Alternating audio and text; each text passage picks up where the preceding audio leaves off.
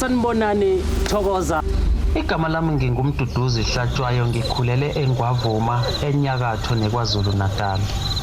Ngisakhula ugogo wayesixoxela izinganekwane ezimayelana nemkhofu, omantindane, ukuthwala, ukuphehla izulu, omamlambo, impundulu, nanokuthi uma uhlanganisa umuthi othile nomuthi othile kwenzakalani, nanokulapha kwesintu noma okwendabuko. Manje sifuna sihambe mina nawe siye kulomhlaba ongaqondakali, sifunde okukhulu ngawo. Sifunde nokuthi ingabe yiqiniso noma inganekwane nje esasixoxelwa yona ogogo. Asambeni ke.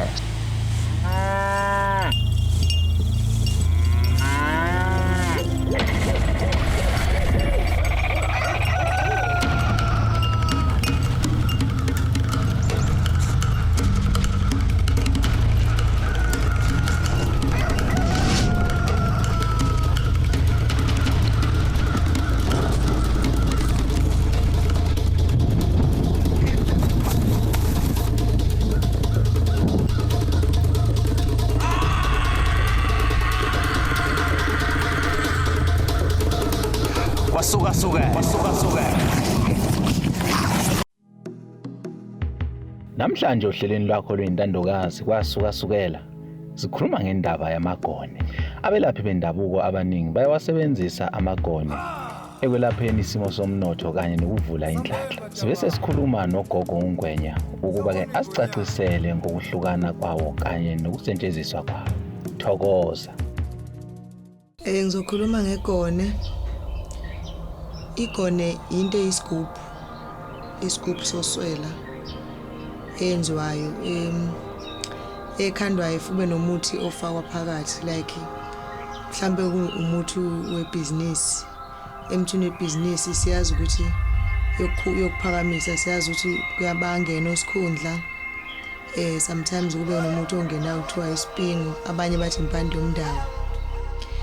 Le mithi leyo mayisihlanganisiwe kuleli gone ifaka imkhakha ehlukene. Uma isifakiwe le mithi kuleli gone bese kuba abanye basebenzisa cooking oil, olive oil, abanye basebenzisa, mina ngisebenzisa umhlakufa, amafutha esihlahla umhlakufa. Igone leli ulisebenzisa like uma ngabe umuntu efika kuwena ethi ufuna ibusiness lakhe lihambe noma ufuna ukuvulelwa inhlahla, into ephathelene nento eyinhlahla, uyalifaka emanzini busuhlanganisa nomuthi aswazosebenzisa ehamba umuntu ayogeza. Kwesinye isikhathi uthola ukuthi ufanele ageze, kwesinye isikhathi uthola ukuthi ufanele agqume.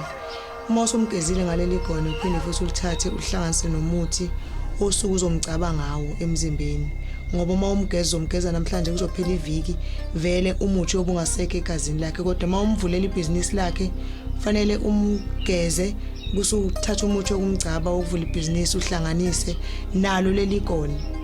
Leli gone lona izomantisa lo muthi lo ngoba umuthi suyimpuphu. Busuyamcaba ke endaweni lapho fanele wazi khona ukuthi uma ngimcabela le nhlanga izoba kanje. Le nhlanga izobe siyidonsa busumnikeza umuthi ozowucontsisela futhi leli gone. Busumnikeza lo muthi lo uhlanganisa naleli gone ehambe nawo. Uzoba umuthi mhlawumbe azosebenza ageze ngawo kanye ngeviki noma kanye ngenyanga. Kunegaba ke ehlukene emagoneni. Khona umuthi uqala ukuthi usaqala usafika usafuna izinto zakho zilunge kahle, bese kuba khona umuthi ukuthi usuyafika nawe usuyaqala uyakhuluphala njengabanye abantu ufuna ukuqhubeka. Akusikhona ukuthwala. Abantu abaningi bazi ukuthi uma unamagone usukuthwele. Yebo kwakhona abanakho lokho, kodwa lamagone mina engikhuluma ngawo engwenzayo esayidini lami, amagone anemithi yebusiness okuzama inhlahla ukuthi umuntu umvulele inhlahla yebusiness abe nogazi nasebantwini athandeke izinto zakhe zihambe kahle. Kodwa kufuneka ukuthi kuleli gone wenze sure ukuthi kunemuthi lo muthi ozomsebenza ngawo kuba umuthi okhuphula, ngoba angena namaphakame ezihlahla ezahlukene kulamagone ohlanganisa nawo. Abanye baye befake ilala phansi kwegone ukuze ilala kube yilona foundation yegone ukuthi igone likwazi ukuthi liphakame, bese befaka amaphakame bese kufakwa ke umuthi lo uthile njengeminye amagone amabhizinisi bangena inhlumaya kanhloyeka awuthola nombala. Abantu abaningi bahamba baye emazweni akude bayofuna lo muthi lo, kodwa mina la engathi osakhona into engaziyo ukuthi utholakala kanjani, ngoba ubona umuthi engaziyo ukuthi ungowemali. Uma uhlanganise usebenzisa kumuntu wamgcaba wahlanganisa negone zonke izinto ziba right. Noma ngabe idlozi lakhe kuthiwa impela lala imfulathele ukuthi izinto zakhe zingalungi, kodwa uma umsebenzi ngalezo zinto impilo iyaqhubeka noma inkinga zikhona, kodwa impilo iyaqhubeka. Uyakwazi ukuthi egcine ebe nemali yokuthi eqede lezi inkinga asuke nazo ekhaya kubo. Kukhona igone lokukhuphula umsebenzi, bese igone lokukhuphula umsebenzi lebhizinisi, bese kuba khona igone lokubethela emzini yabantu, like lokuvala inkinga, kuvuleka inhlahla ekhaya. Bese kuba khona igone lokuqaqa inkinga kubantu. Uma ngabe umuntu enenkinga eza kuwena umsebenzele lona, mhlawumbe umlahla ngaphandle, ulisebenzise lokwenza imkhuba yakhona isuke le nkinga emphethe. Bese kuzoba khona igone lokuthi ungathatheki kalula, umuntu engakwazi ukuthatha kalula. Lokho siyazi sizalwa abantu ababeqinile, ngoba khona ukuthi umuntu avela akuthathe nje engathi manje wena like ithi noba sabantu besifazane ngezinyanga, umuntu wesifazane umuntu bese ebona ngathi manje mhlawumbe angisile. Kungena amadoda, kungena abantu besifazane, fanele indoda uma ingena iyazi ukuthi ingena kuphi, and uma ngikhuluma naye ngilalela. Igone lokuqina ke bese kuba khona igone lamandawo, kusho ukuthi lelo gone lamandawo linemithi yamandawo ehlangane nehlahla zasemfuleni esizibeni, la esithi masiyolungisa khona umndawe ungene esizibeni uphume naleyo mpande. Lelo gone lakhiwe ngalonto. Lelo gone isikhathi esiningi lifaka uju phakathi, ligone odlayo olukhothayo. Noma umuntu efika kwena ehlushwa emoya noma amandawo akhe ephakeme, uyakwazi ukuthatha leli gone umkhothise, uthi ayogeza lapha, ebuye amandawo akhe bese ehlile, bese ekwazi ukuthi izinto zakhe umlungisele ngendlela okuyiyona idlozi lakhe elifuna ukuthi lilunge ngayo izinto zakhe. Imithi yamagone yokwenza amagone ijulile. Akusiyona into ngathi mawuvuka ekseni uthi ngifuna ukwenza igone elithile bese liyenzeka ngosuku, because suke kunale message oyilalelayo ukuthi kuthiwa thatha ukuthi ufake. So ijulile imithi yamagone, ngeke ukwazi khona into engathi ima ngathi igone ngilenza ngosuku ngizobe akulona igone, ngoba ngeke ukwazi ngosuku kusuka la uhambe uye endawo uyele gibele eMozambique, uhambe ugibele uye eMaxhoseni, uhambe ugibele uye kuphi.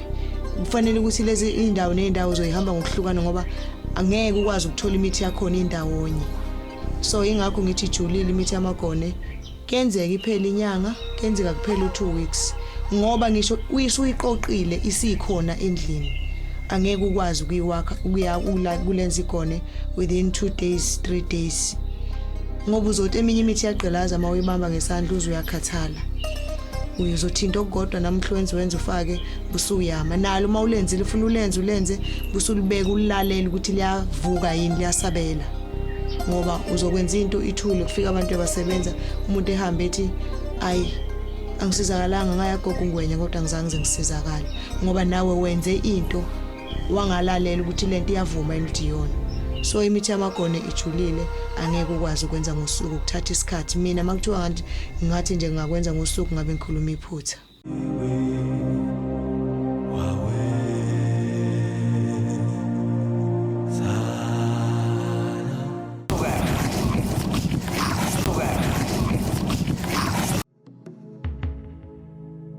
Ithimba libese lithola ithuba lokuhlala phansi nowesimame okwaba nezinkinga empilweni yakhe.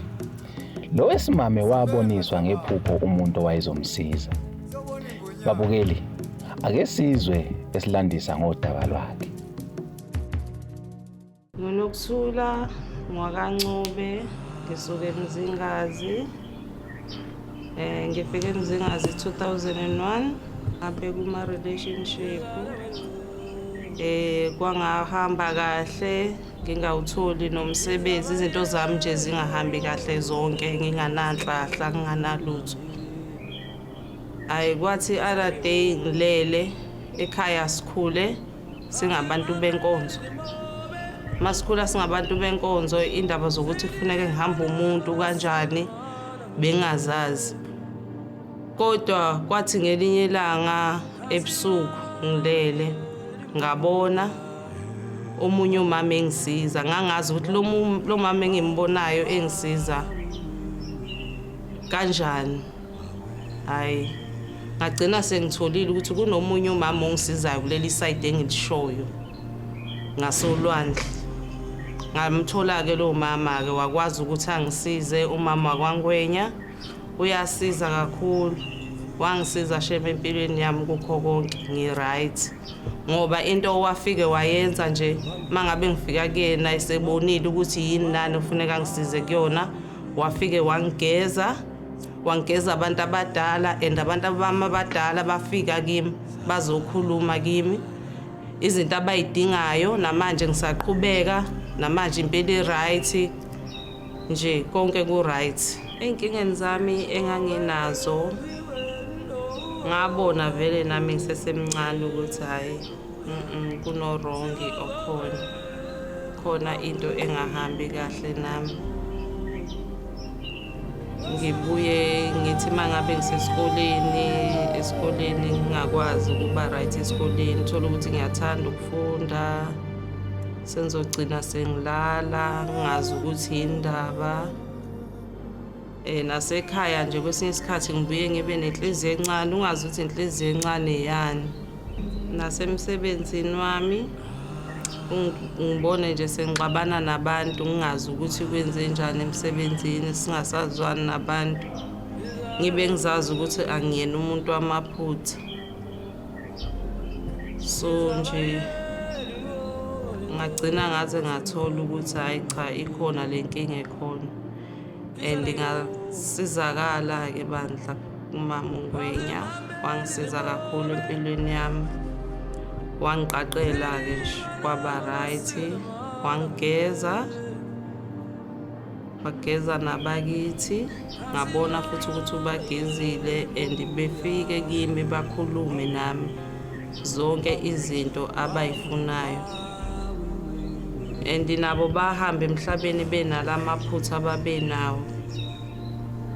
Bagcina nabo sekungabantu abahlala kumina. Okay, zonke lezi idokhuza zabo, amacala abagcina kuhlala kimi, kube yimina kumele ngiwalungise. Ngazama-ke ukuthi ngiwalungise, sazama-ke ukuthi ngiwalungise. Hhayi, izinto zami zonke zagcina ivulekile. Uma nje izinto zami zonke ivulekile, iy'hlahla nginazo futhi bayafika kimi, ngilele ngibabone, sikhulume nabo, besho abakufunayo, bebonge esengibenzele khona. Into eyangigqugquzela ukuthi ngize ngihambe kumama uNgwenya ukubona ukuthi empilweni yami sengazuthi khona okungahambi kahle. Ngoba ngisho nginomuntu wesilisa, ngithandana nomuntu wesilisa, ngisuke ngiphethe kahle, ngenza ngendlela afuna ngayo, ngaze ngabona ukuthi hayibo, inkinga ngisho abe kuthiwa umuntu ufuna ukuzongilobola, kodwa manje kuvele kuphele ngingazi ukuthi yini indaba.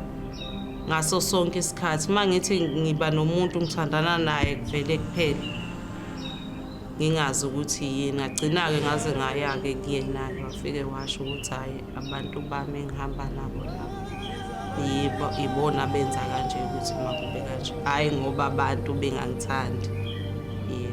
And into engayithola kugogo, ngathola ukuthi-ke abantu abadala bakithi bangaphandle, cause thina ekhaya sasingabantu like abasindisiwe, kungana-round, kunganalutho. Wasethi ugogo-ke ngcono ngenze ilada lokuthi-ke ngibangenise ngaphakathi. Hhayi, sakwenza-ke nogogo, sabangenisa ngaphakathi, sathenga iy'nkukhu, sathenga lawo makhandlela, sathenga oma-snacks, amakhekhe, ama-fruit nje, sase siyabagayela futhi singakawenzi-ke uround sesazowenza. Yebo, sabangenisa-ke, wasesenzela-ke emsamo, kodwa eqala ngokusenzela ekamerweni. Mase ngiwatholile-ke amanye amandla ngoba esengenza urawundi-ke, bese sithenga imbuzi-ke, bese sibangenisa ngaphakathi-ke kahle futhi.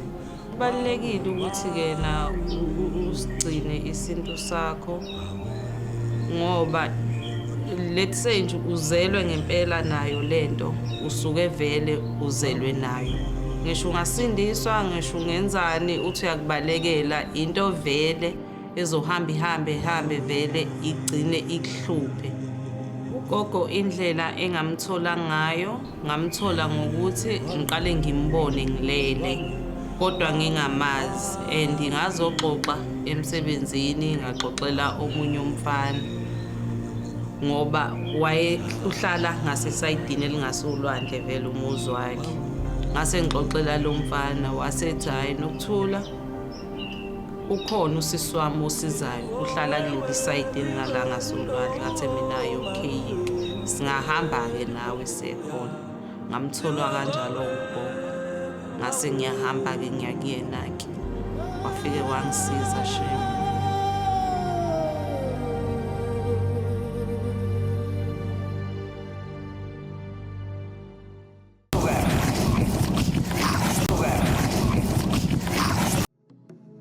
Mbukeli, sibe sesiba nenhlanhla ukuhlala phansi nogogo uNgwenya wasengwelezane osebenza kakhulu ngesimo senhlanhla kanye nokusiza abantu ngokwelapha.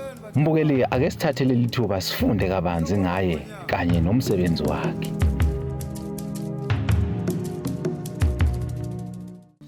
Angibingelele. Igama lami bangibiza ngogogo uNgwenya. Ngokuzalwa ngisuka eNyakatho. Njengamanje sengisakhamusa la eNgwelezane eMhlanga. Ukuqala kwami kwalolu bizo labantu abadala kwaqala ngineminyaka ewu10 ngaba umuntu othi masihlele ekhaya ngibona izinto abantu abangayiboni. Ngaba umuntu futhi ongakwazi ukuhamba. Then umama wangithatha wangisa kugogo wakhe ukhokho kimi Mabiyela owayeyisangoma ngayohlala naye.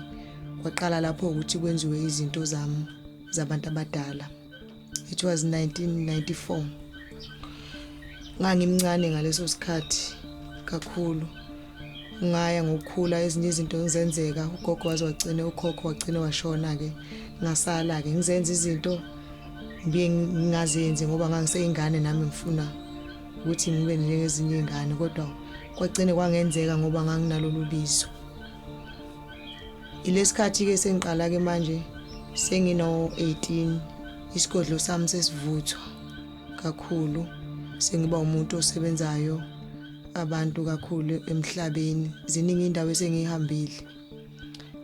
Ubizo lwami lagcina solukhula kakhulu ukuthi ngikwazi ukusiza abantu. La ngikhulele khona ngikhulele eMozambique. La umsebenzi wami ugcina usuphothula khona namandawe namangoni kwenzelwe khona eMozambique. Ayikho into engiyenzele la okuningi kwami konke kwenzelwe le ngoba isizukulwane abantu abangenile abantu bakhona ngale kodwa mina ngizalelwe ngala. Lo msebenzi wami ubizo ukuba inyanga ngenkathi ifika lento kumina ilungiselelwa nginezinto engakhethelwa zona ukuthi ngizozenza. Kwathiwa ngizosebenza ngenhlahla kubantu abantu abahluphekile bafuna uvulelwa inhlahla bavalelwa inhlahla mina ngiyimbule. Abantu abangawuthola umsebenzi, abantu abanenkinga emalini, abantu futhi abanenkinga nasemendweni yabo ngoba umendo uyinhlahla. Kodwa kakhulukazi nje into abanginikeza yona engisebenza ngayo kakhulu noma ngasebenza ngezinye izinto ngelaphe zonke izifo lezi esuke zikhona kodwa amandla ami nesiphiwo sami engaziyo ukuthi ikimi lento isegazini inhlahla.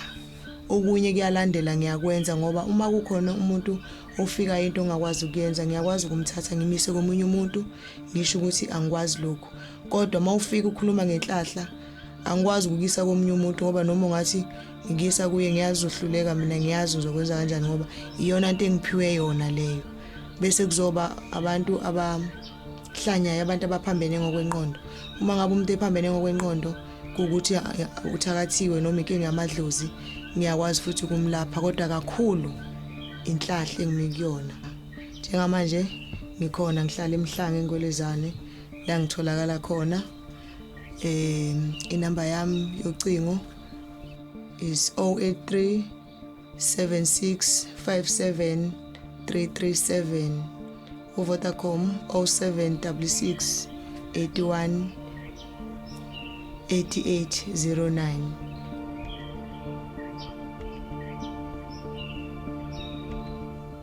Thokoza. Ngisazohlola. Ngicela ubheke ukuthi impilo yami injani.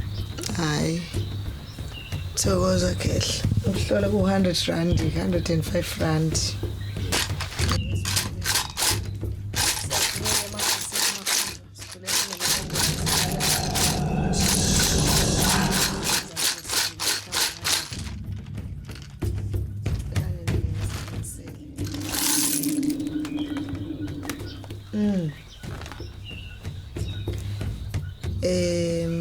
Lapha Khehla enhlolweni yami uthi umuntu singahamba sibuyele emuva sithi kunesimo ekhaya komama wakho njengomuntu ongaze sithi thina mawulungisa into zakho ungayilungisa ngekhala komama wakho ngoba uma siye esayidini lasekhaya kini kunalento ihamba bisivala ivala isimo sento eyinhlahla yakho kodwa masingakhuleka kubantu abadala singakhuleka ngesathi lasekhaya komama sithi bona abantu singathi mawenza izinto zakho bese ziba nokukhanya ukuze indlela yakho izohamba bisiqonda kodwa ngapha esayidini lasekhaya kobaba kunalezi izinto ezihambe bese ivala bese kuba nalezi izinto ezizifungo ezenza ukuthi into zakho zingakhanyi sihambe bese ziba zime izinto zakho kuba nesimo sento eyisivalo kodwa izinto zakho zilunge ngathi singabuyela ngapha ekhaya komama ulungise isimo sobudlozi bakho noma sempilo yakho kodwa ngomsamo sekhaya komama. Thokoza Khehla. Ukusizakala ungaze ube njengomuntu esingathi thina uma sithinta idalwa zasekhaya komama ungaba njengomuntu engathi ungayihlambulula kuqala idalwa kube nalesi simo sokuthi usosithunzi ngoba noma ungaye idalweni zasekhaya komama uthi uyosebenza umuthi wenhlahla ufuna ukuthi izinto zikhanye kodwa uma ungagezanga ngenxa ukuthi nalezi idalwa zasekhaya kobaba ziqhamuka nento eyithunzi ehambe bisikuvalela wena ufuna ukuthi ube njengomuntu oqale uhlanjululo andokuba busuthola izinto zokuthi ulungisa isimo sempilo yakho ukuthi ikwazi ukuqhubeka kodwa uma ungabagezanga abasekhaya kobaba azizokwazi into zakho ukuthi zilunge ngoba nabo bayigazi lakho ufuna ukuthi uhlambuluke uzuye ngapho usuclean into zakho zobe seziyaqonda.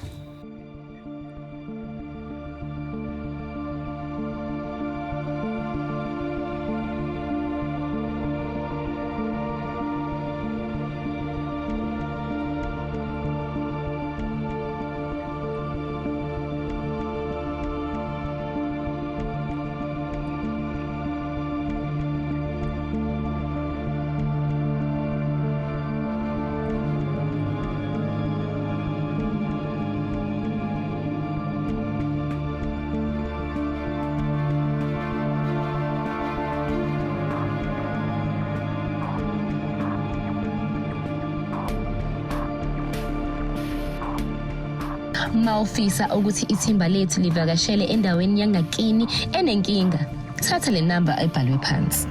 Kwasukasukela mbukeli siyaliqoqisa uhlelo njengamanje sizobonana ngeviki elizayo.